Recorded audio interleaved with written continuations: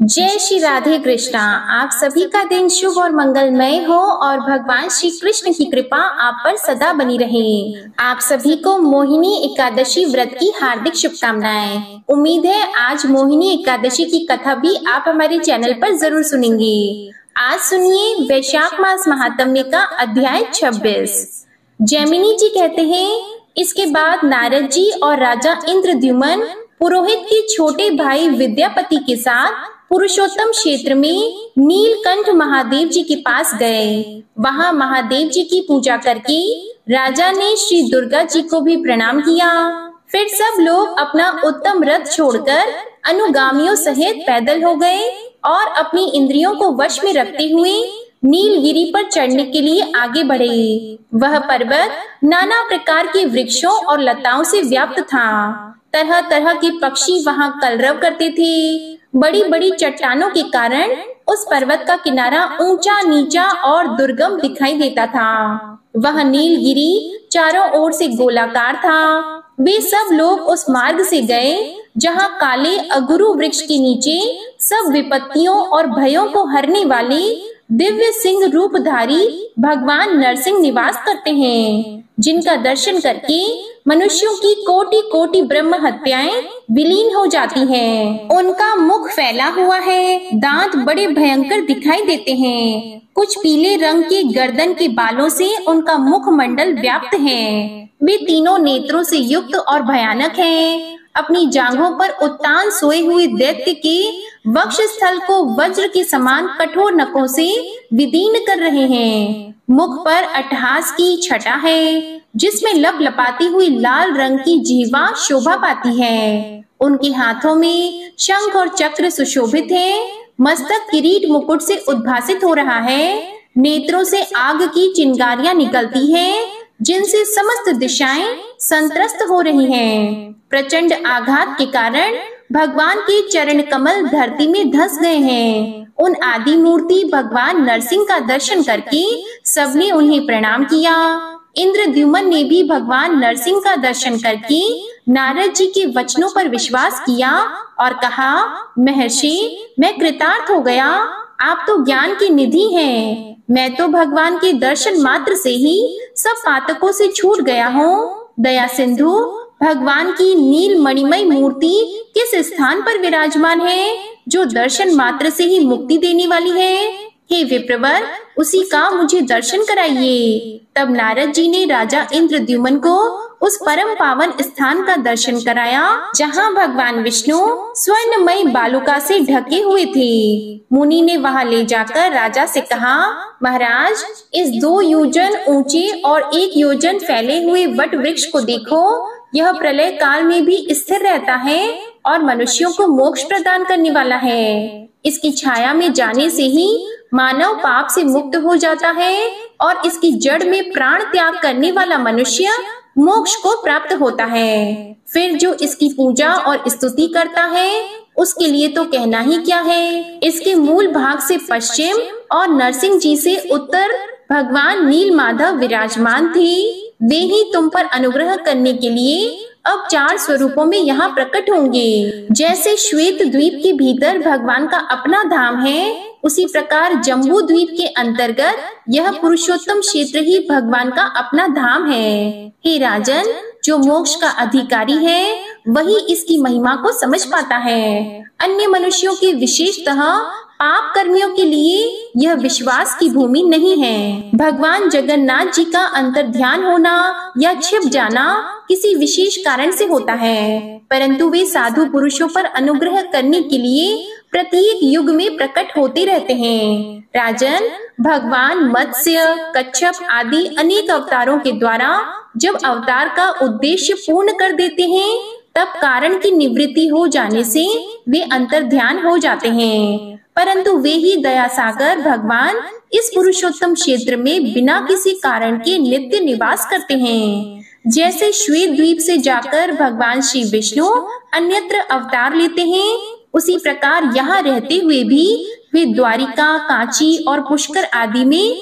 कृपा पूर्वक प्रकट होते हैं। हे राजन, अनेकानेक तीर्थ, देश, क्षेत्र और मंदिरों में भगवान विराज रहे हैं। महात्मा नारद जी के दिखाए हुए उस स्थान को महाराज इंद्रद्युम्न ने साष्टांग प्रणाम किया और भगवान को वहां प्रत्यक्ष स्थित मानकर इस प्रकार स्तुति की। हे देव, हे जगन्नाथ, शरणागतों की पीड़ा दूर करने वाले कमल नयन नारायण, मैं भव सागर में डूबा हुआ हूँ, मेरा उद्धार कीजिए। हे परमेश्वर, एकमात्र आप ही दुख राशि का विध्वंस करने वाले हैं। शूद्र मनुष्य लेश मात्र सुख की लिप्सा से क्षुद्र देवताओं की सेवा करते हैं। भगवान, आप भक्ति भाव से आराधना करने पर मनुष्यों को साक्षात मोक्ष प्रदान करने वाले हैं। अजामिल ब्राह्मण ने अपने वर्णाश्रम उचित कर्मों का परित्याग करके कौन सा पाप नहीं किया था, किंतु हे नाथ, वह भी आपके नाम का उच्चारण करने मात्र से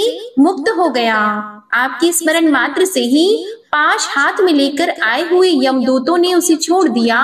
हे देवेश्वर, समस्त शास्त्रीय उपाय करके दर्शन के लिए ही बताए गए हैं। आपका साक्षात्कार हो जाने पर हृदय के सभी संशय नष्ट हो जाते हैं। उसी क्षण मनुष्य संदेह रहित हो जाता है। प्रभु, आप ही सबको आश्रय देने वाले हैं। मुझ दीन पर अनुग्रह कीजिए। मैं आपसे केवल इतनी ही भीख मांगता हूँ कि आपकी जो मूर्ति यहाँ विराजमान है उसका मैं इस नेत्र से दर्शन करूं। इसके सिवा दूसरा कोई प्रयोजन नहीं है। इस प्रकार हाथ जोड़े हुए राजा इंद्रद्युम्न ने भगवान मधुसूदन की स्तुति करके पृथ्वी पर लौटकर उन्हें साष्टांग प्रणाम किया। उस समय उनके नेत्रों में आंसू भर आए थे। इसी समय आकाशवाणी हुई जिसे इंद्रद्युम्न ने भी सुनी। राजन, चिंता न करो, मैं तुम्हें प्रत्यक्ष दर्शन दूंगा। देवर्षि नारद ने ब्रह्मा जी का जो वचन तुमसे कहा है उसके अनुसार कार्य करो। उस दिव्य वाणी को सुनकर राजा ने नारद जी से कहा, मुनि, आपने ब्रह्मा जी की आज्ञा से जो कुछ कहा था, इस आकाशवाणी ने भी उसी का अनुमोदन किया है। ब्रह्मा जी साक्षात जगन्नाथ हैं। इन दोनों में कुछ भी भेद नहीं है। आप ब्रह्मा जी के पुत्र हैं। आपका वचन भगवान का ही वचन है, इसलिए मुझे उसका प्रयत्न पूर्वक पालन करना चाहिए। तब देवर्षि नारद जी कहते हैं, राजन, चलो अब हम लोग भगवान नीलकंठ के पास चलें। वहीं सब राक्षसों का संहार तथा समस्त विघ्नों का निवारण करने वाले भगवान नरसिंह की पश्चिमाभिमुख स्थापना करूंगा। इससे अंतर ध्यान को प्राप्त हुए भगवान विष्णु नरसिंह जी के रूप में प्रकट होंगे और उनके पास किया हुआ यज्ञ अतिशय फल देने वाला होगा। तुम आगे चलो और शीघ्र ही वहाँ एक मंदिर बनवाओ। मेरे स्मरण करने से विश्वकर्मा का पुत्र आकर शीघ्र पश्चिमाभिमुख मंदिर का निर्माण करेगा। भगवान नीलकंठ के दक्षिण 100 धनुष की दूरी पर जो बहुत बड़ा चंदन का वृक्ष है, उसके पश्चिम का स्थान क्षेत्र होगा। वहीं तुम्हें 1000 यज्ञों का अनुष्ठान करना है।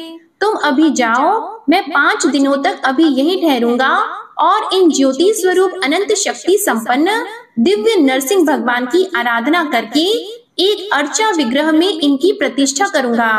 वे उसमें प्राण, इंद्रिय और मन के साथ विराजेंगे। नारद जी की यह बात सुनकर राजा इंद्रद्युम्न चंद्र वृक्ष के समीप गए। वहां उन्होंने विश्वकर्मा के पुत्र सुघटक को उपस्थित देखा। सुघटक राजा को देखकर हाथ जोड़कर बोले, देव, मैं शिल्प शास्त्र का ज्ञाता हूँ। इस समय आपके परम सुंदर नरसिंह भवन का निर्माण करूंगा। तब राजा बोले, आप कोई साधारण शिल्पी नहीं, विश्वकर्मा जी के पुत्र हो। यह नारद जी ने मुझे बता दिया है। इसलिए प्राकार और तोरण के साथ नरसिंह जी का सुंदर मंदिर आप शीघ्र ही तैयार करो। उसका मुख्य द्वार पश्चिम की ओर होगा। इस प्रकार कहकर देव शिल्पी का विधिवत पूजन सत्कार करके राजा ने उन्हें मंदिर निर्माण के कार्य में नियुक्त किया और शिला संग्रह करने वाले सेवकों को बहुत सारा धन देकर उस कार्य में लगा दिया। वह सुंदर मंदिर यद्यपि बहुत दिन में बनने वाला था, फिर भी देव शिल्पी की महिमा से चौथे दिन ही बनकर तैयार हो गया। इसके बाद 5वें दिन सवेरे नित्य कर्म के बाद प्रतिष्ठा विधि की सारी सामग्री एकत्रित करके जब राजा नारद जी के आने की प्रतीक्षा कर रहे थे, तभी शंख, मृदंग, ढोल, गीत, मंगल वाद्य तथा हाथियों के घंटों के शब्द सहसा सुनाई पड़े। साथ ही उच्च स्वर से जय जयकार का शब्द आकाश मंडल में गूंज उठा।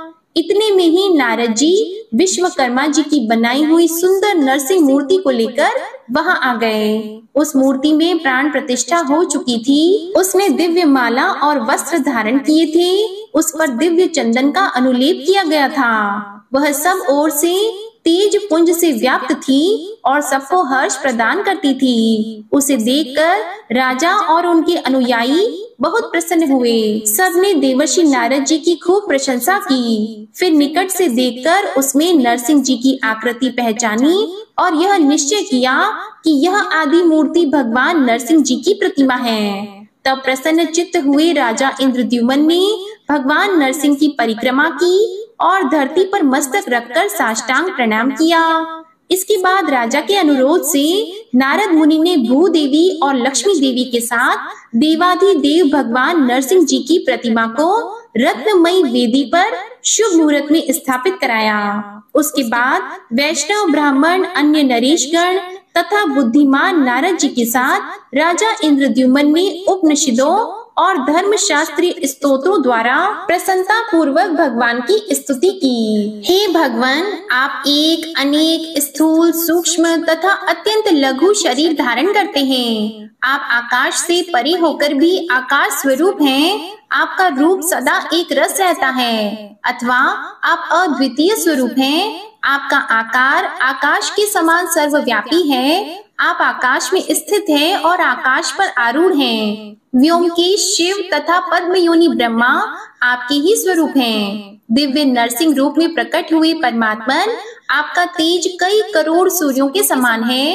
प्रभु, आप दुख रूपी समुद्र से मेरा उद्धार कीजिए। आप नित्य समीप हैं, दूर से दूर स्थित हैं, न दूर हैं न समीप हैं, तथा बोध्य और बोध आपके ही स्वरूप हैं। दुखों के विनाश करने से एकमात्र कारण होकर भी आप वस्तुतः कारण नहीं हैं। सबके संशयों को छिन्न भिन्न करने के लिए आप सबसे पहले प्रकट हुए हैं।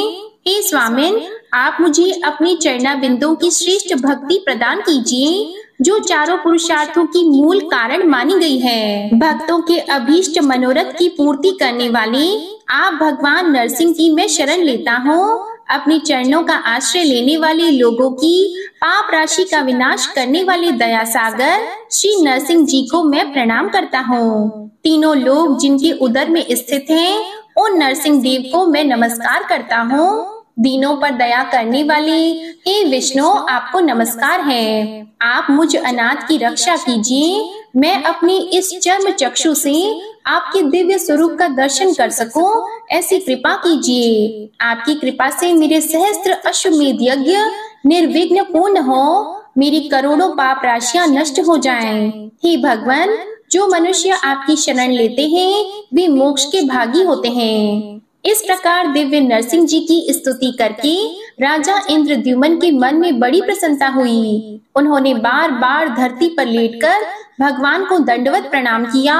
जो लोग इस स्तोत्र से दिव्य नरसिंह जी की स्तुति करते हैं, उन्हें भगवान नरसिंह मोक्ष प्रदान करते हैं। ज्येष्ठ मास के शुक्ल पक्ष की द्वादशी तिथि को स्वाति नक्षत्र के योग में महर्षि नारद जी ने उस क्षेत्र में दिव्य नरसिंह देव की स्थापना की है। जो लोग वहां उनका दर्शन करते हैं, वे सहस्त्र अश्वमेध यज्ञ से अधिक फल को प्राप्त करते हैं। जो पंचामृत, दूध, नारियल के रस अथवा सुगंधित जल से भगवान नरसिंह जी को नहलाते, खीर आदि उपचार समर्पित करके पूजा करते, जवा कुसुम की माला, चंदन, धूप, दीप और तांबूल चढ़ाकर स्तुति पाठ, जय जयकार, परिक्रमा, प्रणाम तथा दान से नरसिंह जी को संतुष्ट करते हैं, वे ब्रह्म लोक को प्राप्त होते हैं। वैशाख मास की चतुर्दशी को शनिवार के दिन स्वाति नक्षत्र में प्रदोष के समय भगवान नरसिंह जी का आदि अवतार हुआ है। उस तिथि को विधि पूर्वक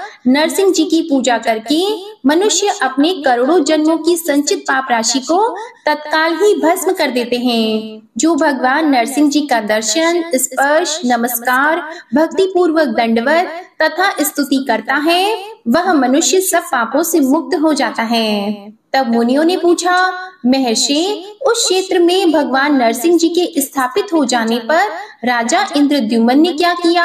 तब इसके बाद जो कुछ भी जैमिनी जी ने बताया, इसका वृतांत आप अगले अध्याय में सुनेंगे।